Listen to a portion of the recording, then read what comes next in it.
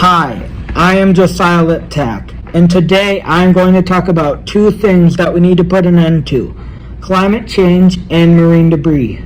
First, we will discuss the definition of climate change and marine debris. Then, we will identify the causes of climate change and marine debris.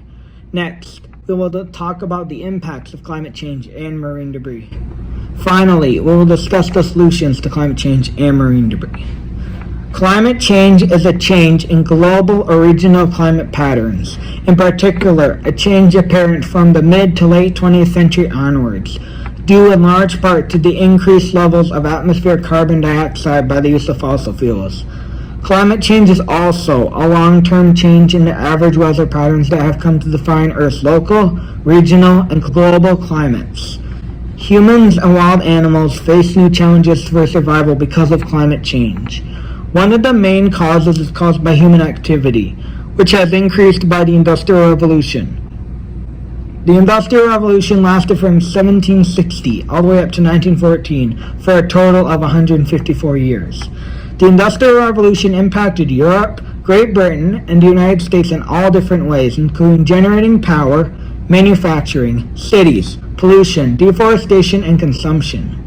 One of the big impacts of the Industrial Revolution was the burning of fossil fuels. Fossil fuels are natural fuels such as coal or gas, which were formed millions of years after a living organism dies. The burning of fossil fuels is attributed in a big way to climate change. Climate change impacts humans because if we don't do anything about it eventually, Earth will become uninhabitable. It will be too hot in summer and too cold in winter.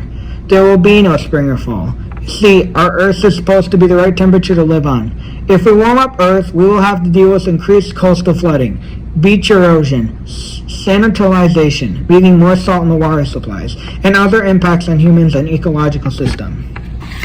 This has impacted the environment because our planet has gotten warmer by about 0.14 degrees Fahrenheit or 0.08 degrees Celsius per decade since 1880, and the rate of warming over the past 40 years is more than twice that, about 0.32 degrees Fahrenheit or 0.18 degrees Celsius per decade since 1981. Because of all this, the Arctic and the Antarctic are warming up.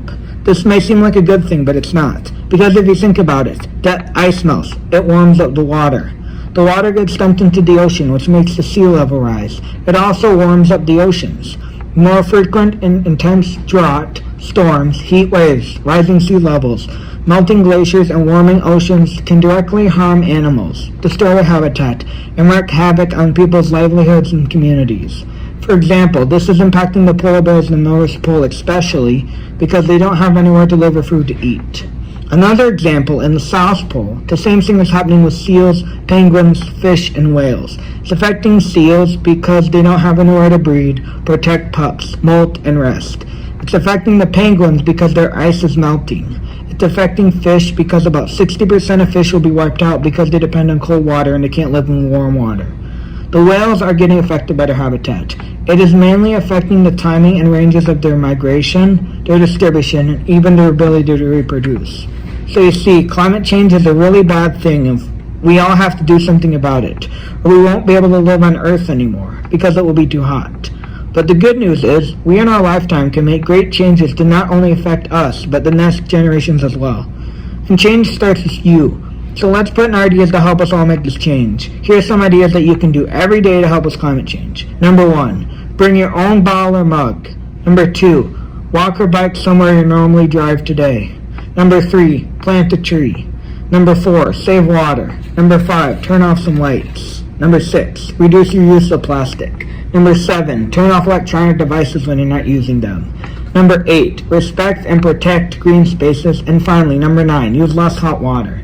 Using these ideas, we can help solve the problem with climate change. We can do this. Now for my second point, marine debris. Marine debris is litter that ends up in oceans, seas, and other large bodies of water. You know when you're on the boat in the ocean and you want to put your litter somewhere. What's your choice? You put it in the ocean, right? Wrong. You're just harming those poor little and big sea creatures by doing that. For example, Hawaiian monk seals and Pacific loggerhead sea turtles are one of the 700 endangered species because of plastic in the Pacific Ocean. They eat and get caught in plastic litter which kills them. An example of a large amount of this marine debris would be the Great Pacific Garbage Patch. The Great Pacific Garbage Patch is a collection of marine debris in the North Pacific Ocean. So here's how it works. You dump plastic in the ocean. It gets caught or stuck in the ocean current, and the current moves the garbage deeper into the Pacific Garbage Patch. And you know when you're on the beach and you put your lure in the ocean, right? Wrong. You put your lure in the garbage, not the ocean. By 2050, there will be more plastic than fish in the ocean. If I were you, I would get all this plastic cleaned up before December 31st, 2049 and stop dumping it in the ocean. So that way we have one day to see a change. Here are 3 very good ways to help us plastic in the ocean. Number 1, participate in or organize a beach or river cleanup. Number 2, support organizations addressing plastic pollution. But number 3, ultimately, spread the word. This will help a lot. I know there's already people and groups out there trying to clean it up, and I applaud you. But you need to stop dumping plastic into the ocean. That's all I have to say. Now get to work to make these changes. We ain't got much more time, you know.